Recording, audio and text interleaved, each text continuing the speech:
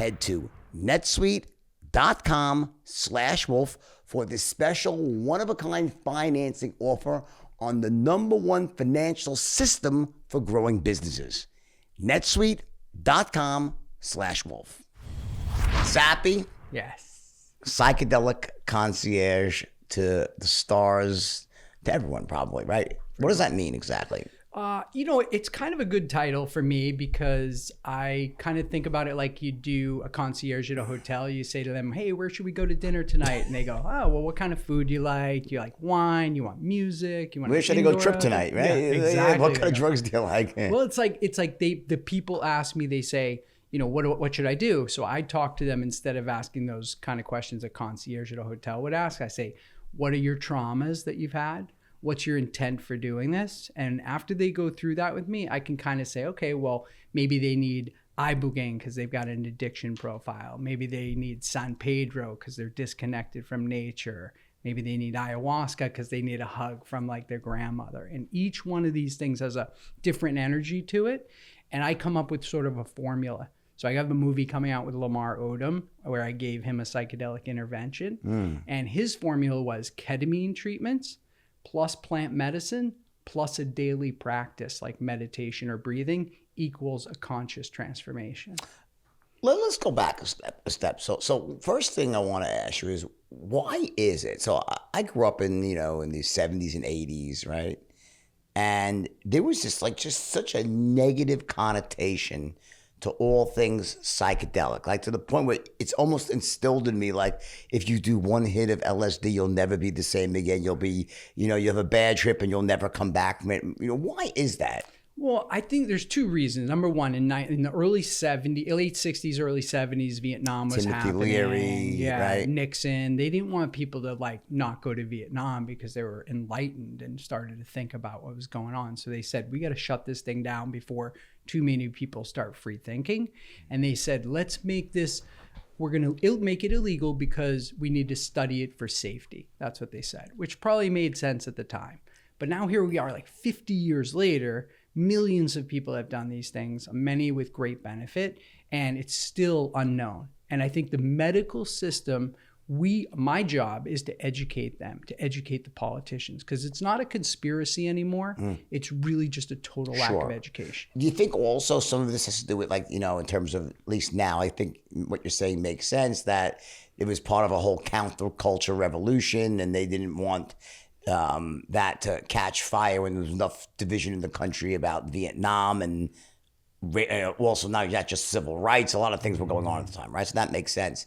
How much do you think of it though now is also the fact that the mainstream medical big pharma complex, FDA, they can't make money on natural occurring compounds. So unless it's sort of made into a prescription that has a patent, they sort of say, no, it won't work, it's bad. Is that part of this too? It's part of it too. It's like, it's lazy because they're going to come to it. Just like cannabis, they were like, oh, we can't make any money. Now they're going to try to figure out how to make money. Same thing with the psychedelics. But in that time, in the 50s and 60s, antidepressants, SSRIs were starting to come out. So they were like, we don't need anything disrupting these SSRIs. This is going to be big business.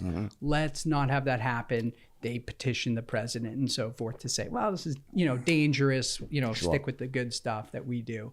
And so I look at it and I go, doctors just don't know. Politicians just don't know. It's like you go to a doctor, my doctor, I don't want to be in the physical health of the guy. He's totally unhealthy. The food they serve you at a hospital is disgusting. Right. And food could cure every single probably medical condition that we have.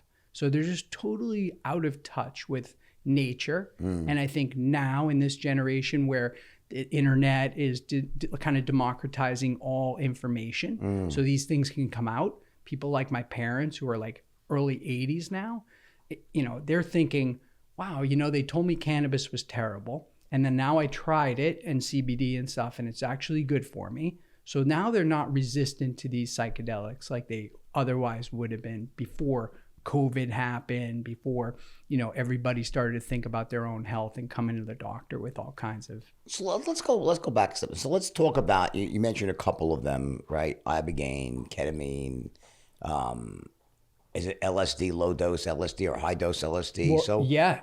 All of these have benefit. Let's start with Ibogaine. Okay. Right. So they use Ibogaine as basically a reset, right, for receptor cells for opiates. So basically, you take Ibogaine and you have one, from what I've heard, one terrible, awful night, and then you're opiate free. Basically, you can have no more withdrawal symptoms. Yeah. It basically, the amazing thing about this thing, it's an African root, so it's ancient. But the thing about it is it's working on all areas of your brain, and it actually wipes your prefrontal cortex as part of what it does. So you have no cravings for anything after that. You could walk out after smoking 2 packs of cigarettes, shooting heroin. You're just like, I'm okay, I'm good. And you have a window of maybe like 3 months where you got to get your lifestyle together in a different way, or you'll probably go back right to in combination with like the whole A things, triggers that you might have for people you hang out with, the places and the things that, right? So, Yeah. But it eliminates the physical need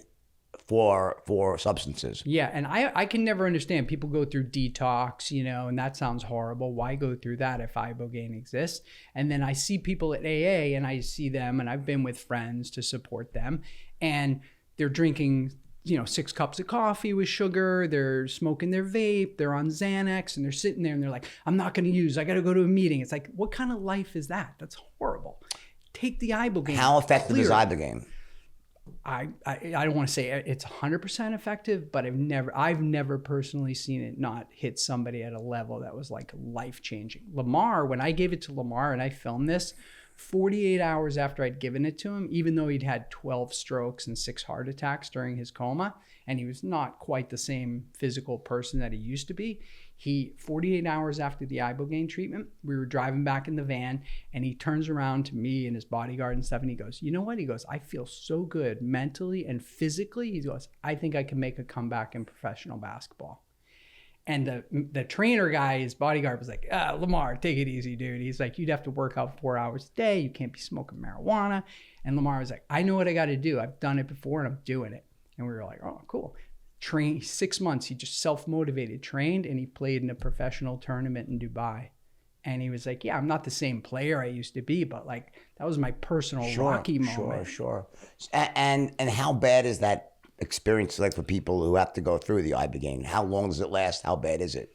It's going to be a 24-hour experience where you have to fully surrender. You have to you have to accept like, oh, I might have gone insane and I'm never coming back. And as soon as you kind of surrender to that, it's not so bad. But people fight that, pretty hard. And it's, the Bwiti that created this religion around Ibogaine, they use it to get in touch with their ancestors. So it's an ancestor-based religion. So you take the Ibogaine and you can connect with your ancestors, to people at a soul level, dead or alive. There's a real thing that happens there. And so much trauma can be cleared up. Lamar took it. His mom died when he was 12 years old of cancer. Got to hear his mom's voice for the first time in like 25 years talking to him. It was a life changer. And then he had a son who died at 6 months old, infant crib syndrome. And he got to see the son at 6 months old during the trip. And then he got to see him grow to like 8 or 9 years old. Then he got to see him as a teenager that he would be today. And he's like, just seeing my son and having that experience, that was worth it, whatever I had to go through. And anybody who had somebody pass away should probably be doing Ibogaine. Interesting. All right, this is it. The putt to win the tournament. If you sink it, the championship is yours. But on your backs when your hat falls over your eyes. Is this how you're running your business? Poor visibility because you're still relying on spreadsheets and outdated finance software?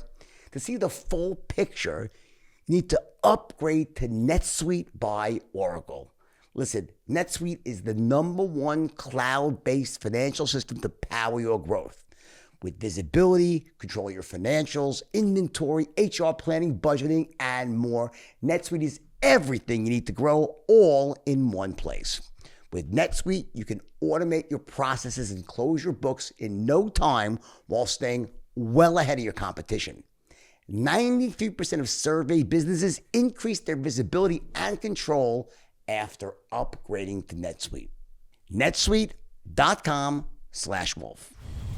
And has anyone ever? So how is this administered to people? Is it administered like in a what? Does anyone ever freaked out? Take me to the hospital. I'm freaking out. I'm going to kill myself. Not like that. You know, you're supposed to have it administered with a doctor watching you because it can lower your heart rate. It does lower your heart rate, and so you just have to be, you know, have a medical person, the MT or a doctor there who's just monitoring you. And if you need a shot of something, they can give it to you to raise your heart rate.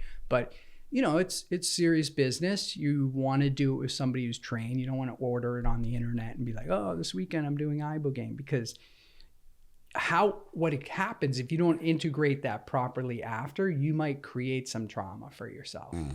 But, you know, this is ancient wisdom. This is like a plant that's been around for 1 million years, and it knows how to interact with us in every area of the brain. They can't even figure Ibogaine out. They're just like, how is it hitting, you know, this area, and it, you know, how's it wiping the frontal cortex? They don't even understand it. But and so have you done Ibogaine? I did. Yeah, I did it. It was shit. It was incredible. Really? It was intense. I had some amazing moments, you know, where I asked to look at things in my own family and my own life. And I was shown very high tech, you know, it wasn't like this, you know, some of these other psychedelics, they're very, you know, abstract and you don't know what's going on. You're seeing these visions and stuff. But this was like I was in a movie theater watching a movie of my life, of what I asked for. And so is someone sorry to interrupt you. Yeah. Is someone coaching you through this and like asking you questions or guiding? Is it a guided? It's a guided thing. The shaman's with you. It's very interactive. So I would say to him something like, hey, you know, I find myself walking down the street and I say to the shaman, hey, somebody wants me to go into this building over here. Should I go in? And the shaman says, what does it look like? I said, I don't know, like government building. And they said, nah, too much structure. Keep going, keep going. And I'm having this experience. The craziest thing that happened to me was he told me before I went, he said, think of 2 or 3 people, dead or alive, that you want to have a conversation with at the soul level. And I didn't think that much of it. I was like already experienced with psychedelics. I was like, oh, whatever. And I was flying down to Costa Rica where I did it. And on the plane, the movie Beverly Hills Ninja with Chris Farley was on it. And I was like, oh man, Chris Farley, he'd be a cool guy to hang out with, you know? And I'm about 2-3 hours into my Ibogaine. I'm really in there. It's kind of hairy and scary and all that shit. And I got to this house and I said to the shaman, I said, I see a house. Should I go in there? He's like, yeah, go in. I go in, I walk in, I say hi to people at this party. It's like as real as I'm sitting here, you know, I go, and I look to the back of the pool and Chris Farley's standing there. And he's like, Zappy, come here. I go over, we hang out, we have this whole interaction. And it was incredible. It was hilarious. And then, like everything in Ibogaine, it started to get this darkness to it, you know? And the people in the party started to say like really negative things. They were like, and you're ugly. And everybody's laughing. And then they go, that's why your wife left you. And everybody's laughing at this person, you know? And Farley and I are looking at this. We're like, what is going on here? Like, what are they laughing at, you know? And Chris Farley looked at me. He's like, Zappy, he's like, this is why you can't try to make everybody laugh. He's like, look at what they're laughing at. And I was like, oh, wow. I was like, this is probably what killed you. And he was like, yeah. And then boom, I'm out of there and I'm in a totally another situation. And I just, you know, some of those moments just like they stick with you in your life and you're like, shit. I guess what confuses me about it is what makes it so scary. What is scary about it? And I've heard this before. People say, you say it's intense. It always gets to this negative intense. Like it's intense and not in a good way. Yeah. Ultimately the outcome is good, but like you're going through these negative, dark, terrible things. What is it though? It's different for everyone. But in what way though? Is it like an anxiety or I'm losing my mind or I can't, take me here. I can't breathe like that. Yeah. It's kind of showing you all the things you don't want to see, like your alter egos and moments in your life where your energy was like a negative energy. So I had a friend who did it, who was drinking a lot of alcohol in New York, going out socially as a writer, and he was just getting fucked up. And he went down and he did it. And he said what happened to him was it showed him every single party that he was ever at. And he would take like the 3rd drink, 2nd sip, and all of a sudden his energy would change. And then he'd start like groping on girls and being, weird. And like, he was like wow, I didn't realize, holy shit. And he cycled through like 300 parties and he was like, okay, I get it. I'll never do it again. And it cycled him through another like 300 situations. And he was just about to go insane with himself. But he said he came back to New York and he's like, I can have a drink. I can go to a thing. I can have a drink. No problem. But I'm never going to pick up that third one. It's impossible, you know? And is this so that you recommend only for people with addiction issues? Not really. I used to say that was primary, but you know, we're living in this world that's like really scary right now. You know, you got a lot of PTSD from coronavirus. We already had an addiction, depression, suicide epidemic going before. It's like, how are you supposed to live with this level of technology and media and pressure? Sure. You can't, your brain's not even set up. So these psychedelics are kind of evolving your brain in a new and faster way is what they're doing. And do you need to do this out of the country? The Ibogaine you have to do out of the country. It's illegal.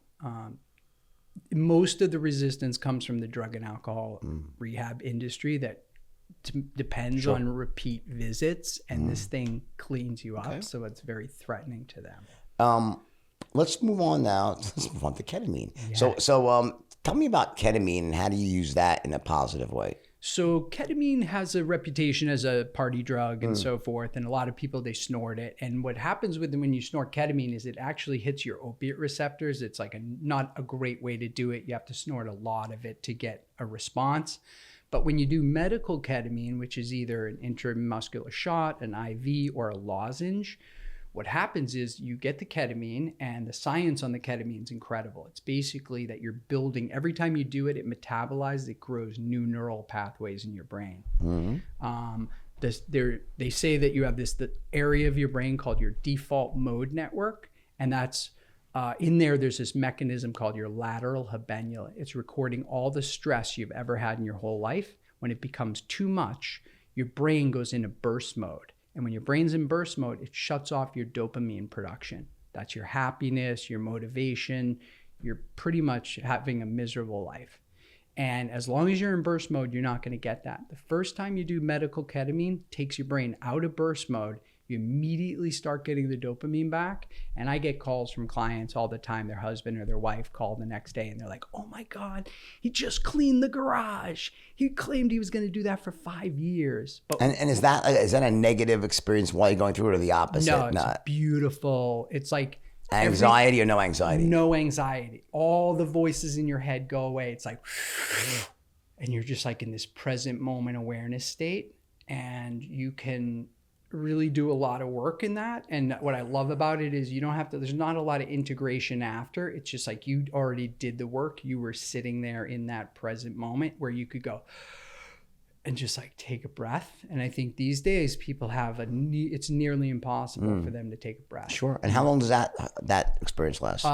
45 minutes or less. Oh, very short. Really short. And you walk out 15 minutes later, you go get a smoothie, go play with your kids. It's like it never happened. And then in the hours after, when the metabolization happens, you're building new neural pathways around trauma, you know, patterns that might be hereditary, you know, something that happened to your grandfather, you have that pattern, you have that experience even stored in your DNA. And you're like, why am I getting triggered by this? I don't even make sense, you know?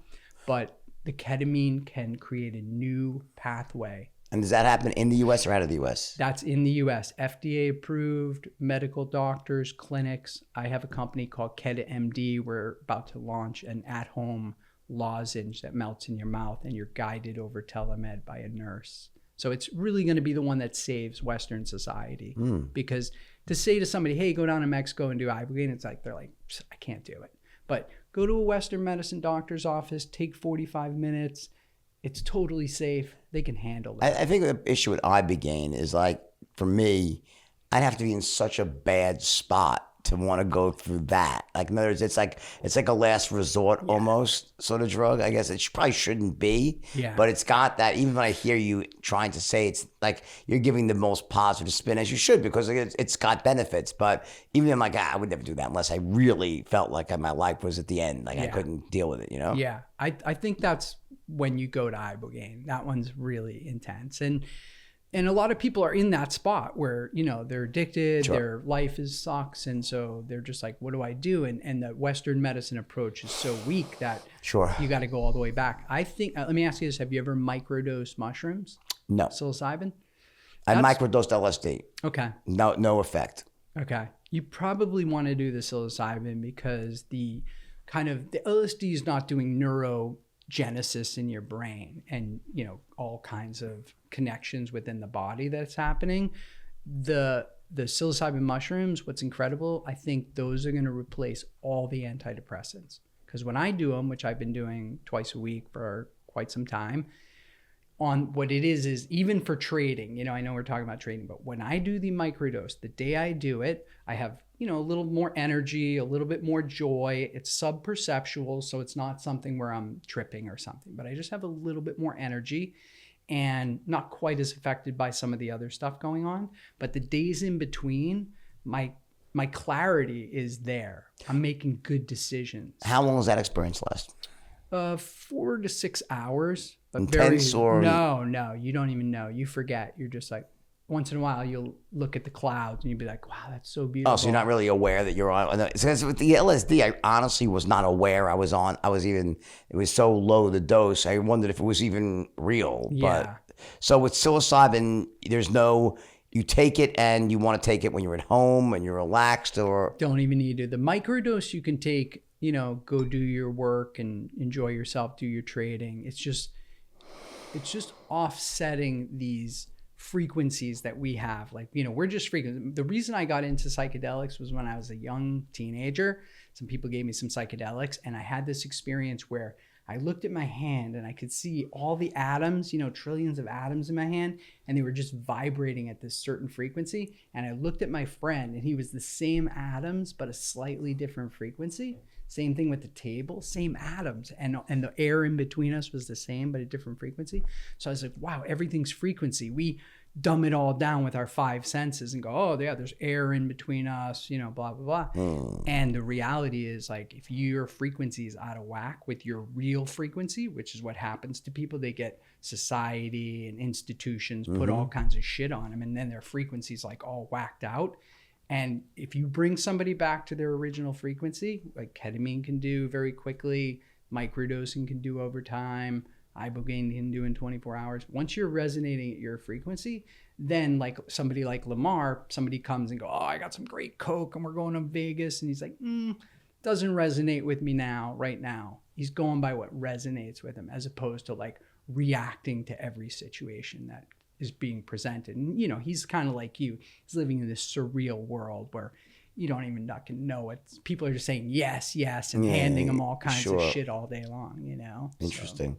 So you recommend that for anyone and everyone? Yeah. A microdose. And how do you get that? That's just so you can... You know, currently still illegal for all the wrong reasons, but, you know, in Oregon and Denver and Oakland, places that have decriminalized, you can now get it. Somebody can give you it without buying it. You can be given it.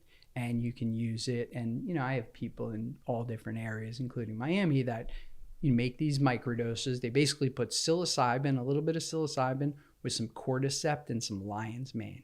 Cordyceps is like for your circular system. The lion's mane is connections in the brain. So when you put the three together in a cap, you're really enhancing your life. Interesting. And what's next on the agenda? So let's keep going. We've covered Ibogaine, we've covered psilocybin, we've covered ketamine. What's next? Big one, ayahuasca, that you hear a lot of people doing, even here in Miami. And, sure. You know, this ayahuasca is really a feminine energy. So it's like a lot of people who, like, you know, have a mother issue or they need a hug, you know, they just need like that kind of maternal energy. There's no way to get that in the physical realm. So when you do the ayahuasca, which is a tea that you drink, for several hours, you get into this space where this kind of spirit of ayahuasca, this feminine energy, is guiding you as you maybe look at things in your life, or and it also does like a physical cleanse on you before it can go to work on you mentally. It does this physical cleanse, and maybe you were eating McDonald's or smoking cigarettes or alcohol, whatever it is. It's going to go in there, and you're going to purge it out. You're either going to shit it out, do you vomit or from from it, and you're going to once it clears you, then all of a sudden you go into this really super beautiful experience where you can, go into the past, go into. So that was with anxiety, no anxiety, any.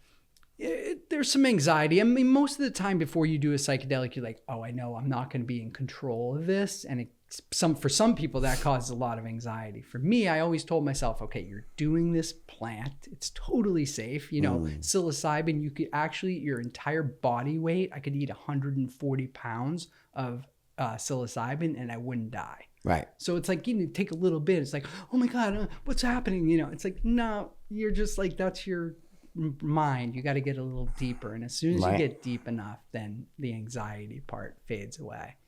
And I think a lot of times, anytime somebody has a bad experience, it's because the set and the setting where they are and who they're with is bad. They're like, oh, I'll take it at the Def Leppard concert. It's like, that's not going to go right. Sure. Right. So any other psychedelics that you prescribe here or you recommend? I would say, some of these like, peyote, I'm really hoping like that the Native American culture right now in the future gets to be the people who do these trainings where people can come to a reservation, sit with a Native person and break some of these addictions and mental health challenges. But, they use a peyote in their Native ceremonies, which is an incredible experience. Also, a cactus. This is like a mescaline type of cactus. And these things connect you back to nature in a second. And when people are living in New York City or someplace, they never even put their feet on the ground to ground themselves. They're just, there's no nature there. So they get disconnected and their frequency is out of whack. They don't even know why. You take, some peyote or some San Pedro, which is another cactus, and boom, all of a sudden you're like tuned into nature. And it stays with you. These beautiful thing is they stay with you for a long time. My Ibogaine, I did that 5 years ago. It's like I still feel good from it. And Lamar, there's this Ibogaine glow that they say you have. And basically, after you come out of that scary thing, the next day you feel incredible. The next day after that, even better. The next day, even better. It's like you feel like you're 18 years old. Right. And the healings, people go in there on walkers and stuff, and they come out, and you don't even recognize them coming out. Interesting. So it's like we have all these natural plants that can do this kind of thing. And here we are messing around with like chemicals that have been tested for like 2 weeks. And like, this is like ancient wisdom that we have to now integrate back in. Is this some of this depend like on dosage? For example, like is Ibogaine like, is there a slow dose Ibogaine or it just doesn't even work unless it hits this threshold? Well, to break the addiction, you're gonna have to take about a gram, 1,000 milligrams. But they're saying that if you take 10 milligrams of Ibogaine daily, it'll reverse Parkinson's disease. So you got the flood dose and you got the microdose. And so all this stuff just now has to be worked through scientifically with a lot of trials to figure out, hey, what's the best dose for the average person? It's, we got to put our rigors of science to it because for 55 years, this stuff's been taboo and it just hasn't been accepted. How about Alzheimer's? Alzheimer's, ketamine, incredible for Alzheimer's. Ibogaine, incredible for Alzheimer's because these are neurogenesis. You have some kind of disrupted electric pattern going on in there. And what's exciting to me, I'm breaking this story a little bit to you, but the future of psychedelics is going to actually be, you won't take a psychedelic, they're just going to give you the frequency of that psychedelic. So already it exists right now that frequency-based medicine, there's a company I know in California, you speak into this app for 30 seconds, it'll tell you with 90% accuracy if you have coronavirus, just by the frequency of your voice. And it'll tell you what nutrients and minerals you're deficient in from the frequency of your voice. Really? Yeah. And then you put these headphones on and they give you the frequency of, say, vitamin C. So right now you take an orange, you get vitamin C, right? It causes a chemical reaction in your body. which causes an electrical reaction in the brain and releases whatever that vitamin C is going to do for you. Well, now you shortcut the process. You put on the headphones, go vitamin C. It gives you the frequency of the vitamin C and causes the same reaction that you would get as if you ate the orange. Interesting. So the future of psychedelics, the same thing. You're not gonna take the psilocybin. You're just gonna get the frequency of the psilocybin, and your brain is gonna react to that. And I have some patches. I didn't bring any with me, but I have these psilocin patches, and there's no medicine in it. It's just a patch. It's got a crystal structure in the patch. Right. They clone the frequency of the psilocin, and then in a plasma lab, they put that frequency onto this crystal structure in the patch that holds it like a battery.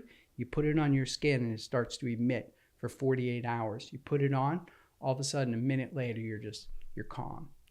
And I gave it to this, there's a family in the hotel business that they're billionaires. And the mother was not into psychedelics because her son had been experimenting with them and she was very resistant.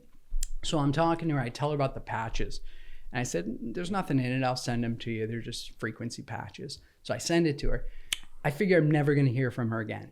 The next day she calls me up, she's like, oh my God. She's like, I gave it to my daughter. She's an equestrian jumper. She wore it, she'd been wearing it, and then she did her jumping, and she was so focused and so calm. She's like, can I buy more? Where do I get them? I was like, well. She's like, my daughter has like the 3 or 4 you sent. She's gonna save those for days she has competition so she can have an advantage.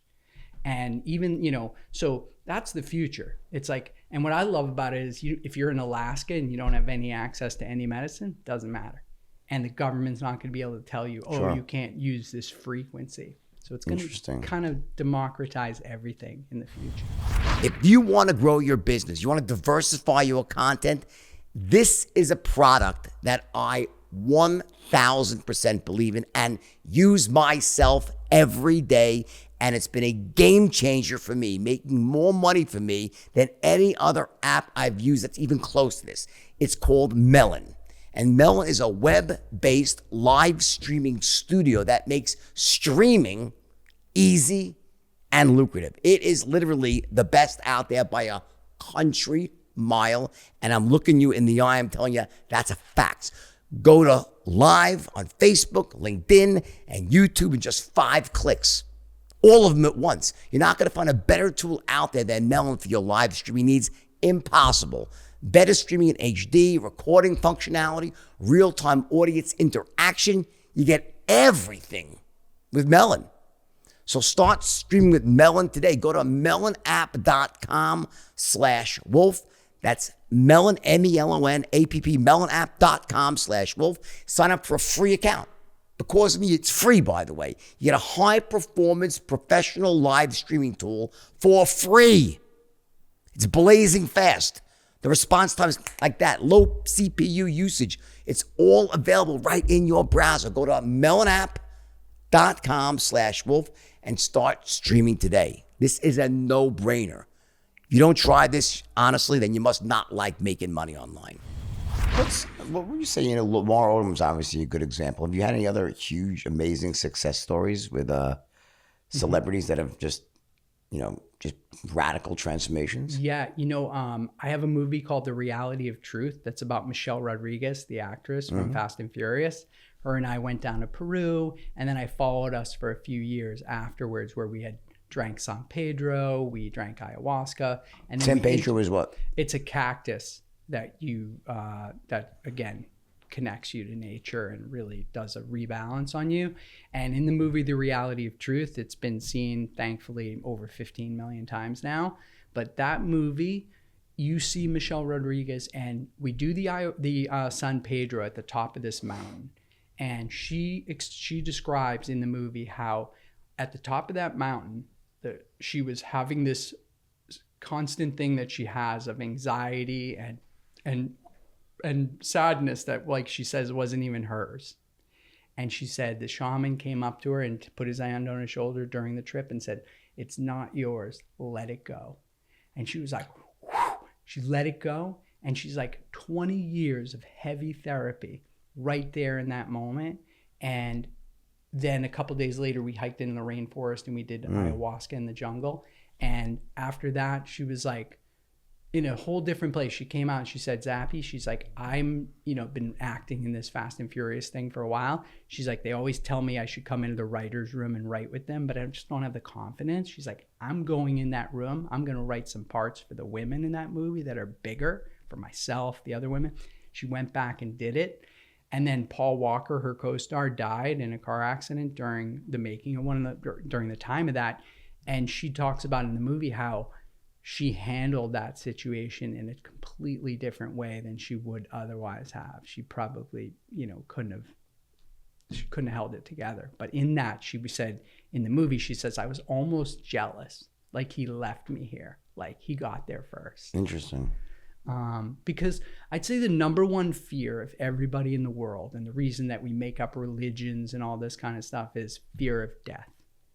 So when you face death, right, and you really face it, even if you're not in really dying, but you face it, after that, everything's easy. And so for me, I had that experience in the ayahuasca where I was sitting there in the ayahuasca, I was in there, and all of a sudden I was like, holy shit, I just died. I was like, I'm dying. Like, this is it. I could like lean back into this and never come back. Or I could lean forward and come back into this. I was in that space. And I had this experience with the spirit of ayahuasca kind of saying to me, like, it basically spoke to me at that point. Right. It was this moment where the spirit said, do you know how you're breathing right now? And I was like, no.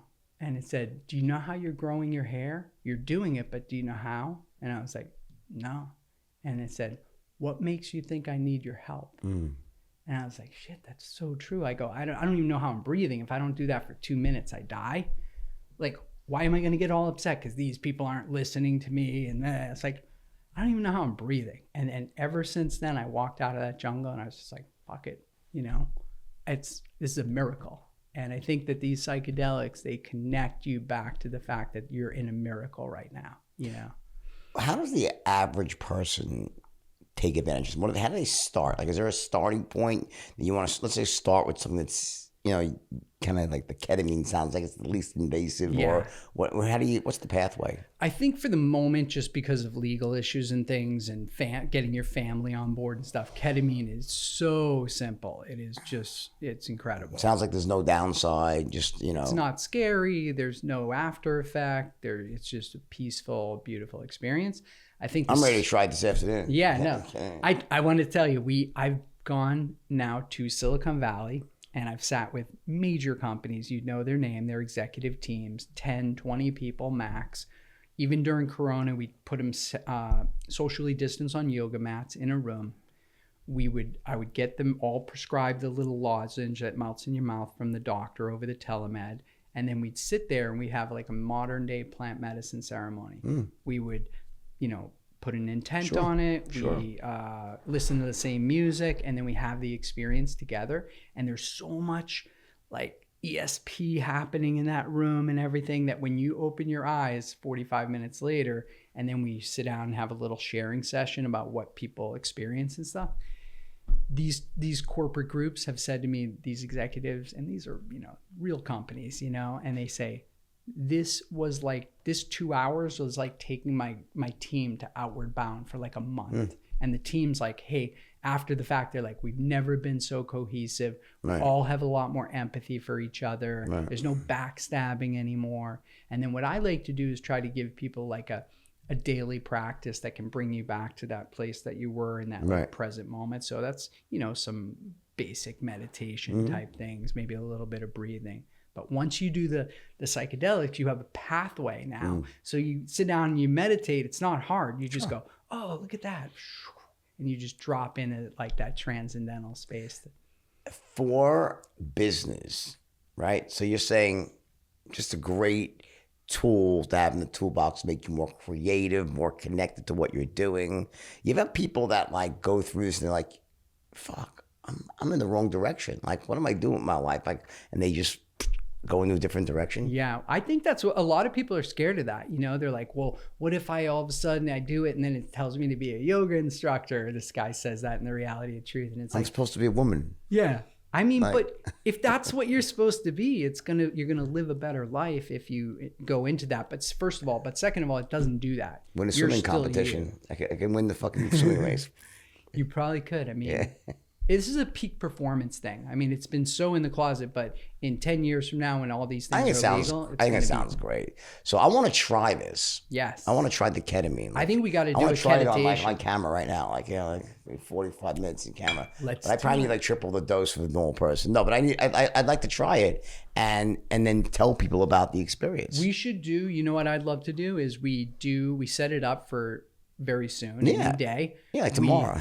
Maybe tomorrow. Yeah. Sounds good. We do it. We film it and make it, splice it into this episode. Yeah. Right? This is what we're doing here, guys. All right. I like this. This guy's the real deal, by the way. So Zappy is going to take me through ketamine.